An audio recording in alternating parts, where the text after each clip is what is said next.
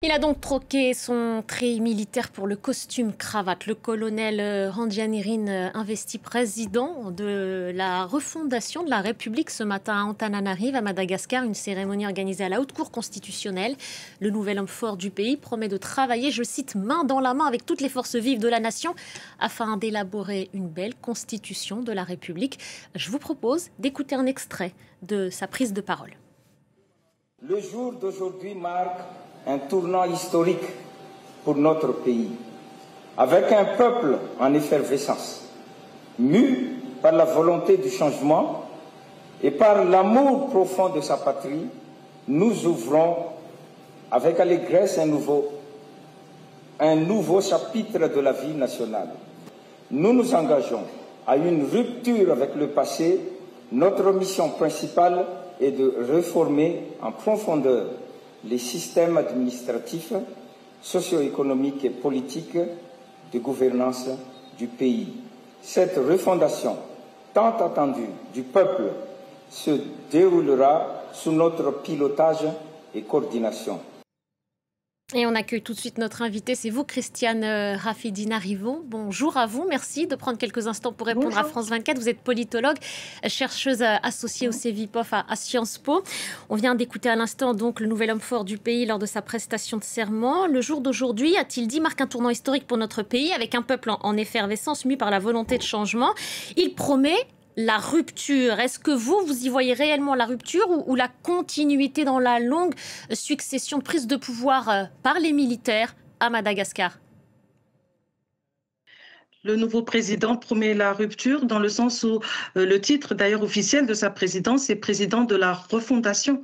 Et donc le projet de transition est de élaborer une nouvelle constitution et mener à des élections générales présidentielles pour dans les 18 ou 24 mois à venir.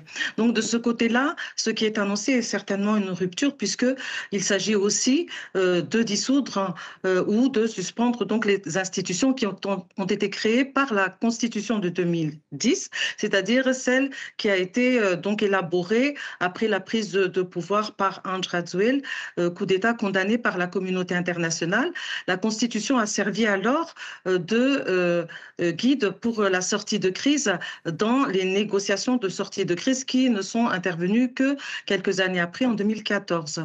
Donc c'était très important en termes de rupture effectivement de proposer comme ligne d'action ce changement de système politique. Mais est-ce que c'est légal Est-ce que c'est légal aussi dans la forme que prend cette rupture qu'il annonce ? Dans la mesure où il a prêté serment. Son serment, il l'a fait devant la Haute Cour constitutionnelle qu'il a désigné pour être donc le nouveau président de la République de Madagascar. Et c'est un pouvoir qui a trouvé un fondement constitutionnel décidé par le juge constitutionnel. Donc là, c'est évident que ce n'est pas l'accession la plus courante au pouvoir, mais c'est donc le fondement constitutionnel qui a été trouvé dans la configuration de vacances du pouvoir suite au départ de Andry Rajoelina et au fait aussi que le président du Sénat qui devait faire l'intérim est introuvable. Et qui disait, Christiane Rafidina-Rivaux, Andry Rajoelina que vous évoquiez à l'instant, disait encore il y a 2 jours qu'il restait le président de Madagascar. Il n'est plus présent dans le pays. D'un point de vue, et je reviens encore au droit et à la légalité, qu'est-ce qui se passe aujourd'hui ? Il y a de facto 2 présidents ? Point de vue de la légalité, la Haute Cour constitutionnelle, qui est l'instance mise en place par la Constitution, a tranché. C'est un jugement. Donc à trancher et du point de vue légal en tout cas c'est en termes de souveraineté de Madagascar, donc c'est le nouveau président.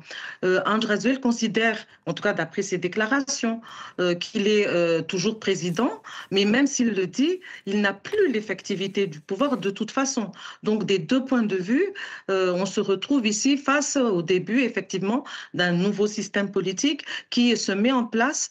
Et ce qui est intéressant à observer d'ailleurs, c'est que toutes les représentations étrangères étaient présentes à ce serment d'investiture. Et on va y revenir justement à ces délégations présentes. Il y avait aussi présents à cette cérémonie des représentants du mouvement de contestation Gen Z. C'est d'abord par ce mouvement lancé le 25 septembre prochain que cette séquence aujourd'hui se tient.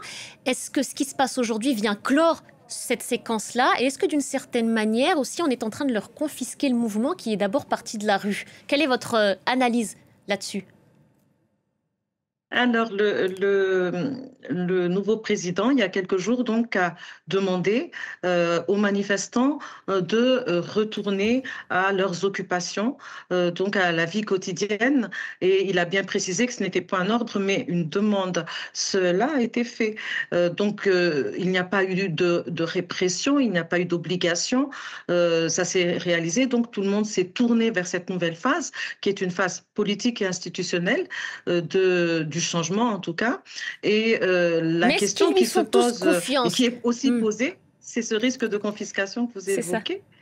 Vous disiez? Oui, non, je vous en prie, c'est ce que vous disiez. Pardon, je vais un peu vite parce que le temps va nous manquer. J'ai beaucoup de questions à vous poser. Oui, et justement, est-ce qu'il y a un rapport de confiance? Je vous en prie, continuez.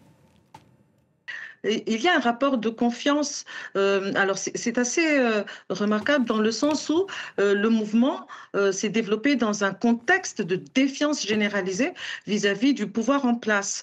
Et quand donc l'armée, en l'occurrence donc le contingent du CAPSAT, a refusé de tirer sur la foule et s'est rapproché et a rejoint donc les manifestants sur la place publique, ce qui s'est passé à ce moment-là, ça a été évidemment un basculement significatif dans le mouvement et aussi significatif donc dans la décrédibilisation du pouvoir en place. Mais dans le même temps, si on peut dire, il y a eu une confiance accrue dans ce contexte-là vis-à-vis de ces militaires pour qu'ils puissent donc trouver une solution politique de répondre pour répondre aux revendications.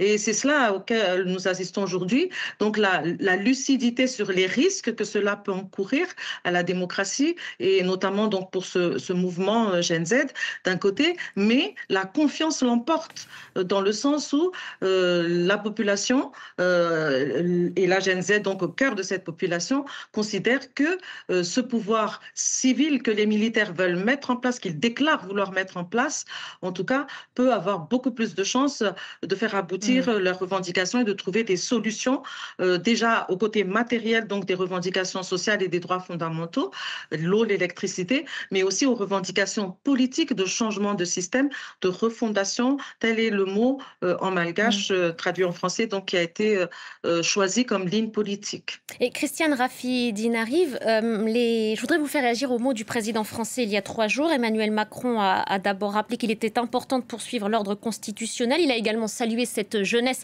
mobilisée et politisée. Il a également dans le même temps mis en garde contre la récupération de ce mouvement par des factions militaires ou d'ingérence étrangère. Qu'est-ce qu'il faut comprendre à travers ce terme ingérence étrangère d'après vous? Je ne me permettrai pas de dire ce que le chef de l'État a en tête quand il dit ça, mais dans le contexte géopolitique, donc depuis quelques années déjà, dans l'océan Indien et particulièrement à Madagascar, il y a une compétition de plus en plus ravivée entre puissances, donc au sens des grandes puissances, mais aussi avec l'arrivée de nouveaux acteurs, donc les puissances émergentes, la Russie, la Chine, l'Afrique du Sud, qui sont des acteurs importants de la vie internationales de la région, mais qui sont aussi des acteurs importants donc de la communauté internationale à Madagascar. Et il est clair que pour qu'un pays comme Madagascar, très pauvre, hein, puisse garder sa souveraineté, l'état de droit est évidemment quelque chose de très important.